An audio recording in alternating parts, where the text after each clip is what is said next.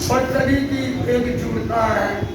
जहाँ उनका 113 घर है, इनके 24 या 25 घर हैं। सभी का वात्सल्य, प्रेम, स्नेह, सौहार्द की भावना है। और मैंने श्याम परिवार की गिनती को ध्यान में रखते हुए श्याम शरण में मैंने वहाँ अनवरत पर विशेष कार्यक्रम, जहाँ श्याम परिवार के अध्यक्ष दामोदर जी अग्रवाल, मंडल के महामंत्री पवन जी अग्रवाल और पूरे मारवाड़ी समाज की गिनती को देखते हुए उस कार्यक्रम में 7:30 बजे रात्रि पहुंचा था। उस समय तेरा पंथ सभा भवन से तेरा पंथ सभा के पदाधिकारी पूरे समाज के साथ, तेरा पंथ युग परिषद अपनी टीम के साथ, तेरा पंथ महिला मंडल अपनी टीम के साथ, पूरे श्रावक समाज श्याम परिवार की गिनती को ध्यान में रखते हुए हम वहाँ श्याम शरण में पहुंचे। वहाँ मैंने जो बात कह रहा हूँ वही आपको बता रहा हूँ।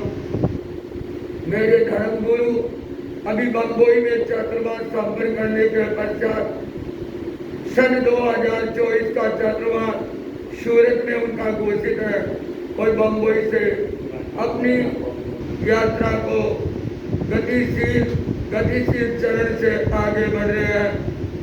उनका उद्देश्य जो अहिंसा यात्रा के 3 आयाम, नैतिकता, सद्भावना और नशा मुक्ति, नैतिकता की पुनः प्रतिष्ठा हम लोगों को करनी है।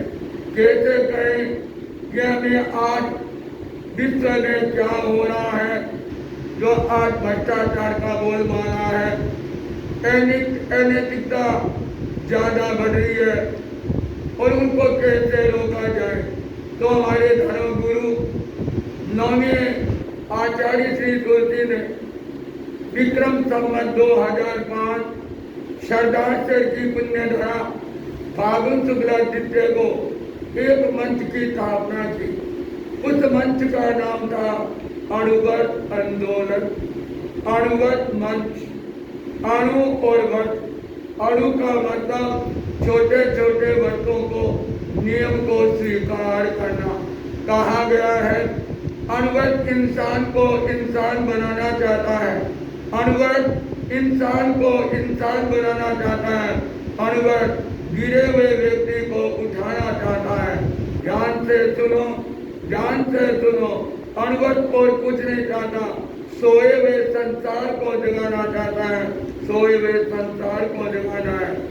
पांव पांव चलने वाला सूरज, मानवता के मसीहा, जो गरीब की झोपड़ी से लेकर राष्ट्रपति के भवन तक नैतिकता का शंखनाद की आवाज बुलंद की। 2 महान गुरु आचार्य तुलसी और आचार्य महाप्रज्ञ को इंदिरा गांधी राष्ट्रीय एकता पुरस्कार से सम्मानित। वो महापुरुष पूरे भारतवर्ष में भ्रमण किए और जनमानस को नशा मुक्ति और नैतिकता और सद्भावना की प्रेरणा दी। लेकिन आज वर्तमान में हम देख रहे हैं धर्म की जब जब हानि हुई है तो महापुरुषों का जन्म हुआ है। महापुरुष जन्म से नहीं कर्म से महान बनते हैं।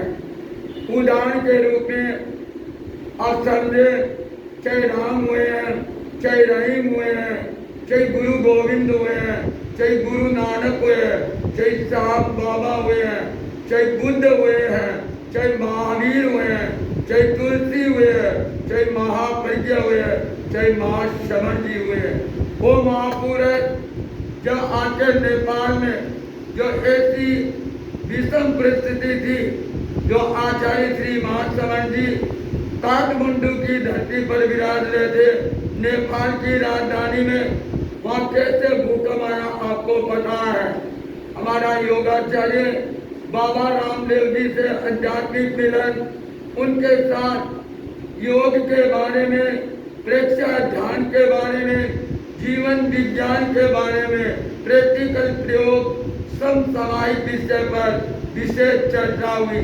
उस पंडाल में जैसे प्रवचन संपन्न हुआ वो अनायास भयंकर भूकंप आया और पंडाल गिर गया, लेकिन उस महापुरुष की शक्ति, उस महापुरुष की ऊर्जा कोई भी जैन समाज के श्रावक श्राविकाओं की हानि नहीं हुई। मेरे साथ में ये मेरे सहयोगी संत हैं और वो 14 वर्ष, जैसे राम को कहते हैं 14 वर्ष वनवास गया है, वो एक दिन भोजन करना, एक दिन नहीं करना, ये आज इनका 14वां वर्ष है और इनका नाम है मुनि विकास कुमार जी। और यह संत हमारे धर्म गुरु के प्रथम गुरु जो 13 पंथ धर्म संघ की नींव रखी, आचार्य भिक्षु विक्रम संवत 1817 में केरवा की पुण्य धरा राजस्थान की धरती राजसमंद जिले में वहाँ स्थापना की थी। तो इस संत ने उनके पास ही क्षेत्र कांकरोली राजसमंद जिले में सन 2009 से अपनी साधना में गतिशील में आगे बढ़े और अपने तपस्या का मार्ग चुना और 13 पंथ धर्म संघ के 10वें आचार्य श्री महाप्रज्ञा जी जो प्रज्ञा के समेरु, उनके सन्निधि में इन्होंने वर्षी तक का संकल्प किया। कुछ शरीर की अस्थापना के कारण से 10 और 11 सन में बंद रहा और आज इनका 14वां वर्षी तक है। आचार्य श्री महाप्रज्ञा जी वो है मीडिया का, क्या आप यूट्यूब पे देखो, सोशल पे देखो, जहाँ गुजरात की धरती, जहाँ हिंसा का बोलबाला था, जहाँ गुजरात में जो उस समय बीजेपी के जो उपाध्यक्ष थे लाल कृष्ण जी अडवाणी जगन्नाथ यात्रा निकाल रहे थे, उस समय उस महापुरुष का गुजरात में पधारना हुआ तो लोगों ने कहा गांधी नहीं है लेकिन बापू गांधी बन के आए हैं महाप्रज्ञा जी। उस समय लोगों ने कहा बाबा आगे मत बढ़ो।